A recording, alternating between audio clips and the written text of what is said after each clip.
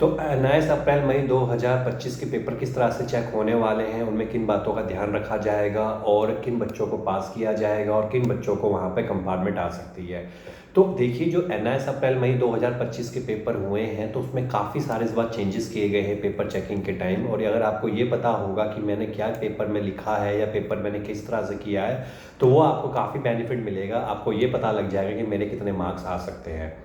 तो सबसे पहले तो आपको ये ध्यान देना होगा कि जो एनआईएस के जो पेपर होते हैं ये भी उसी तरह से चेक होते हैं जैसे कि आपके अदर रेगुलर बोर्ड के चेक होते हैं। तो जो एनआईएस अप्रैल मई 2025 के इस बार पेपर हुए हैं, चाहे वो 10th क्लास के पेपर हुए हों, चाहे 12th क्लास के पेपर हुए हों, चाहे आपकी सब्जेक्ट कोई भी क्यों ना रहे हो, उसे पेपर चेक करते टाइम आपको सबसे पहले, अगर आपने पेपर को पूरा अटेंड किया हुआ होगा तो आप पास हो जाएंगे।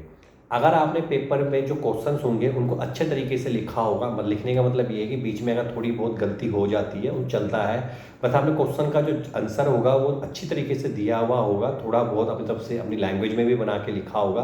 तो भी आप पास हो जाएंगे। थर्ड चीज़ यहाँ पर ये होती है कि आपने पेपर में जो प्रेजेंटेशन है वो किस तरह की दे रखी होगी। अगर आपने पेपर को साफ तरीके से लिखा हुआ, अच्छे तरीके से लिखा हुआ है, या फिर आप अंडरलाइन लगा के चल रहे हैं, पेपर के जो क्वेश्चन होते हैं उसके नीचे अंडरलाइन लगा के चल रहे हैं, तो उस केस में भी आपको यहाँ पर पास कर दिया जाता है। ये बहुत अच्छा सिस्टम रहता है। इसके बाद जो मेन ध्यान दिया जाता है पेपर की चेकिंग के टाइम, वो दिया जाता है कि क्वेश्चन को आप कोई कटिंग तो नहीं कर रहे हो, या पेपर में ज़्यादा कुछ ऐसी गलतियाँ तो नहीं कर रहे हो, या क्वेश्चन आपने आधे छोड़ तो नहीं रखे हैं, या 4 MCQ आपने यहाँ कर दिए हैं, 10 MCQ आप कहीं बाद में जाके कर रहे हो ना, सेक्शन को आप उल्टा पुल्टा करके चल रहे हो। तो इस केस में स्टूडेंट की सबसे ज़्यादा कंपार्टमेंटें आती है। और कंपार्टमेंट का जो मेन रीज़न होता है सबसे बड़ा, जब पेपर चेकिंग होती है, जो इस बार भी पेपर चेकिंग होगी, उसमें ये रहता है कि आप पेपर को किस तरीके से देख रहे हैं एग्जामिनर।